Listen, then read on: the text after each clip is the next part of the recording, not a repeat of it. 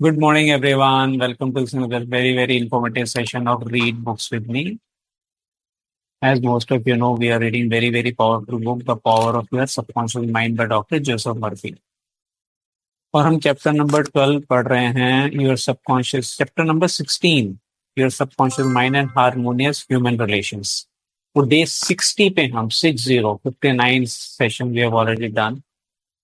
Most of the sessions I have uploaded वो YouTube पे आपको प्ले लिस्ट में जाएंगे, बुक रिव्यू में जाएंगे तो वहां पे सीक्वेंस में सारे आपको मिल जाएंगे। आज हम डे 60 को शुरू करते हैं। The practice of empathy in human relations. बहुत अच्छा कंटेंट है, ध्यान से सुनिएगा।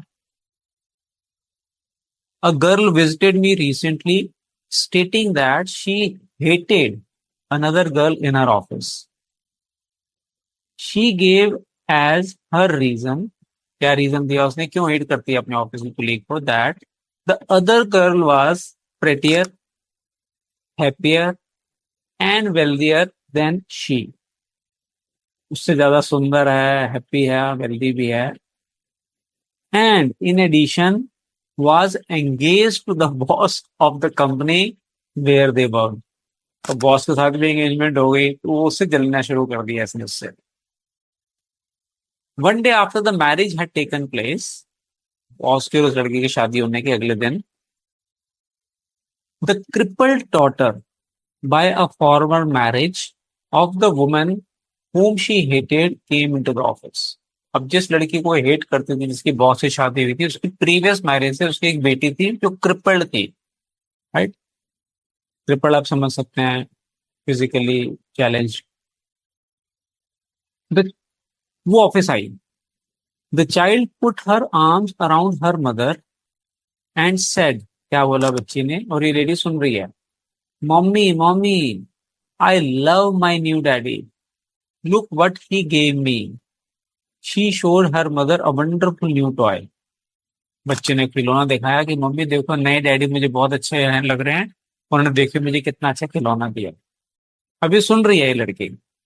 She said to me, author को उन्होंने बोला, उस लड़की ने, my heart went out to that little girl and I knew how happy she must feel. I got a vision of how happy this woman was. All of a sudden, I felt love for her and I went into the office and wished her all the happiness in the world and I meant it. बच्चे को देखते ही उसका perception change हो गया, नजरिया change हो गया और वो उस लेडी के लिए खुश होना शुरू हो गई जिससे वो पहले जलती थी, और उसने उसको जाके विशेष भी दी। देखिए, in psychological circles today this is called empathy. इसको एम्पैथी बोलते हैं, है ना। दूसरे की तरफ जाके आप सोचेंगे वो क्या फील कर रहा होगा, put yourself in other person shoes, ये कहावत हम सबने सुनी हुई है। Which simply means the imaginative projection of your mental attitude into that of another. Imaginative projection, आप इमेजिन कर रहे हैं कि सामने वाला क्या सोच रहा होगा, वो जैसे कहते हैं ना, put yourself in the other person shoes. She projected her mental mood or the feeling of her heart into that of the other woman and began to think and look out through the other woman's brain. दूसरे के दिल और दिमाग से उसने सोचना समझना शुरू किया। She was actually thinking and feeling as the other woman and also as the child because she likewise had projected herself into the mind of the child. बहुत सिंपल है कि सामने वाले के जगह जाके देखो वो कैसा सोच रहा है, कैसा फील कर रहा है। आप जब वैसे सोचने और फील करने लग जाएंगे, आप एम्पैथी के स्टेट में आ जाएंगे। She was looking out from a vantage point on the child's mother. बच्चे की माँ को वेंटेज पॉइंट होता है जहां से व्यू बहुत अच्छा नजर आता है आपको, वहां से ऊपर से वो देख रही है कि भी बच्चे की माँ कितना हैप्पी फील कर रही होगी, उसको बच्चे के लिए बाप मिल गया। If tempted to injure or think ill of another, अगर आपके अंदर टेम्पटेशन आ रही है किसी को इंजर करने में या उसके बारे में बुरा सोचने के लिए, project yourself mentally into the mind of Moses and think from the standpoint of the 10 commandments. ये बाइबल के बारे में बात कर रहे हैं, because it is written by a Christian. If you are prone to be envious, jealous और angry, prone to be jealous मतलब आपकी आदत ही है, इमोशनल पैटर्न ही है आपका, गुस्सा होना, जेलसी करना, है ना। Project yourself into the mind of Jesus. अब जीसस या जिस भी भगवान को मानते हैं उसके माइंड को प्रोजेक्ट करो आप अपने माइंड के अंदर कि वो कैसे सोचेंगे, उनकी तरह सोचना शुरू करो आप। And think from that stand point and you will feel the truth of the words, love ये वन अनदर। एक दूसरे को प्यार करो, जो शब्द हैं इसका रियल मीनिंग आपको समझ में आना शुरू होगा। आगे देखिए, बहुत अच्छी लाइन लिखी है इसके, इसको वार्न भी किया ऑथर ने। Appeasement never wins. अपीजमेंट का मतलब giving people what they want to prevent them from harming you और बीइंग एंग्री विद यू। कई बार क्या होता है कि दूसरा नाराज ना हो, तो उस वजह से हम उसको खुश करते हैं या उसको हम वो देना शुरू करते हैं जो वो मांग रहा है। हमारा दिल नहीं है, तो एक किस्म से वो आपको कंट्रोल करना शुरू कर दिया उसने। Do not permit people to take advantage of you. ठीक है, हम कहते हैं कि डसना नहीं है लेकिन फुफकारना आना चाहिए। तो इतने भी सीधे मत बनो कि लोग आपको, आप हर बंदे के बारे में अच्छा अच्छा सोचे जा रहे हो और वो आपको राइट पे लेके जा रहा है, right. Do not permit people to take advantage of you and gain their point by temper tantrums, crying jags और सो कॉल्ड हार्ट अटैक्स। वो आपको रोना धोना करके और टेंट्रम क्रिएट करके आपको अपनी बात मनवा लेते हैं। जैसे कई बार बच्चे हमारे करते हैं ना, कोई जाएंगे नॉन स्टॉप अपनी बात बनवा लेते हैं। तो वैसे कई बार लोग भी आपको इस तरीके से मैनिपुलेट करते हैं। These people are dictators who try to enslave you and make you do their bidding. वो मतलब डिक्टेटर हो गए और आपको गुलाम बना लिया, जो वो चाहते हैं वो आपसे करवाते हैं अपने टेंट्रम, अपने गुस्से से।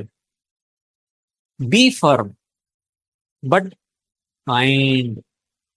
वर्ड रिपीट करने वाले हैं, बी फर्म बट काइंड। ये नहीं कि वो गुस्सा कर रहा है तो आप भी साथ में गुस्सा करे जा रहे हो। आप काइंड रहो लेकिन फर्म रहो। And refuse to yield. मना कर दो उसकी बात को मानने से। Appeasement never wins. आप सोचते चल कोई नहीं, क्या फर्क पड़ता है, उससे कभी भी आप जीतोगे नहीं। Refuse to contribute of their delinquency, delinquency bad behaviour, selfishness and possessiveness. Contribute मत करो उनके लिए। रिमेंबर, क्या याद करना है आपने, do that which is right. वो करो जो सही है। यू आर हेयर, हेयर मतलब संसार में, you are here to fulfil your ideal. Ideal का मतलब प्रिंसिपल। आइडियल के बड़े सारे मीनिंग है, डिक्शनरी में मैंने इसको बहुत ढूंढा कि इस जगह पे कौन सा मीनिंग हमारे लिए सही रहेगा। Principles that seems perfect to you, जो आपके आदर्श हैं उसको जिक्र किया ऑथर कह रहे हैं यहाँ पे। You are here to fulfil your ideal and remain true to the eternal verities. Verities का मतलब होता है fundamental and inevitably true and spiritual value of life. जो आपकी वैल्यूज हैं, जो सच्ची हैं, स्पिरिचुअल हैं, आप उसको जीने के लिए आए हैं। विच आर इटर्नल, जो लाइफ लॉन्ग रहती हैं आपके साथ। उस तरह की आपने अपनी जिंदगी, जो आपकी वैल्यूज है उस हिसाब से जीनी है। किसी के दूसरे में आने से आप अपनी वैल्यूज को चेंज नहीं करेंगे, right. Give no one in all the world the power. किसी के हाथ में पावर नहीं देनी किस चीज की, to deflect you from your goal. Deflect का मतलब धक्का दे के डायरेक्शन चेंज करा दे जबरदस्ती। मैं सीधा चल रहा था, उसने मुझे धक्का दिया और मेरा डायरेक्शन चेंज हो गया। तो किसी को भी अपनी जो आपकी जर्नी है उसका डायरेक्शन चेंज मत करने दो, जो आप अपने गोल की तरफ जा रहे हैं। योर एम इन लाइफ, आपका एम क्या है देखिए, which is to express your hidden talents to the world, to serve humanity and to reveal more and more of God's wisdom, truth and beauty to all people in the world. वो कह रहे जी आपका life का M यही है कि आपके अंदर जो टैलेंट है उसको एक्सप्रेस करो, राइट। ट्रुथ को, ब्यूटी ऑफ, आपके अंदर जो भी है सब दुनिया को देने के लिए आए हैं आप, ऐसे नहीं आए हैं धरती के ऊपर आप। Remain true to your ideal, no definitely and absolutely that whatever contributes to your peace, happiness, and fulfillment must of necessity bless all men who walk the earth. बड़ी अच्छी लाइन है, ध्यान से सुनिए। याद रखिए कि जो से आपको खुशी मिल रही है वो हर इंसान को ब्लेस करने की मिले, उसको ब्लेस करेगी हर इंसान को। तो अपनी खुशी को कॉम्प्रोमाइज नहीं करना दूसरों को खुश करने के लिए, जो मुझे समझ में आ रहा है मैसेज इनका ही है। The harmony of the part is, बड़ी इंटरेस्टिंग लाइन है, बड़े दो बारी पढ़ना पड़ेगा हमें। हार्मनी का मतलब है a state of peaceful existence together. Harmony होती है ना हमारे आपस बीच में, एक हार्मनी हो गई। The harmony of the part is, एक पार्ट की harmony is the harmony of the whole. आपकी जो एक पीसफुल स्टेट है, एक आप पार्ट हैं पूरे संसार का, तो आप अगर खुश रहेंगे तो पूरा संसार खुश रहेगा, राइट। फॉर, क्योंकि the whole is in the part, जो होल है पार्ट के अंदर ही तो है। आप से ही तो संसार बना है, संसार आप हैं। आप खुश रहेंगे तो पूरा संसार खुश रहेगा। The harmony of the part is the harmony of the whole. For, क्योंकि the whole is in the part and the part is in the whole. All you owe the other, as Paul says, आप दुनिया को क्या ओ करते हैं, क्या देने आए हैं, is love, and love is the fulfilling of the law of health, happiness and peace of mind. इन चीजों को अगर आप दे रहे हैं, प्यार बांट रहे हैं लोगों को, health, happiness, peace of mind, ये आपकी एम है इस धरती पे पैदा होने का, जो भगवान ने हमें पर्पस दिया है। तो आपने अपने आइडियल पे चलना है, लोगों के बारे में अच्छा जरूर सोचना है, बट ये नहीं कि वो आपको फॉर ग्रांटेड लेके और आपको अपने फायदे के लिए आपके इन पॉजिटिव इमोशंस को मिसयूज करें, राइट। अब इसके बाद इसकी जो प्रॉफिटेबल पॉइंटर्स इन ह्यूमन रिलेशंस, बहुत अच्छे पॉइंट्स हैं, 17 पॉइंट्स हैं, तो आज हम कवर नहीं कर पाएंगे। कमिंग मंडे को हम इसके बारे में बात करेंगे डिटेल में।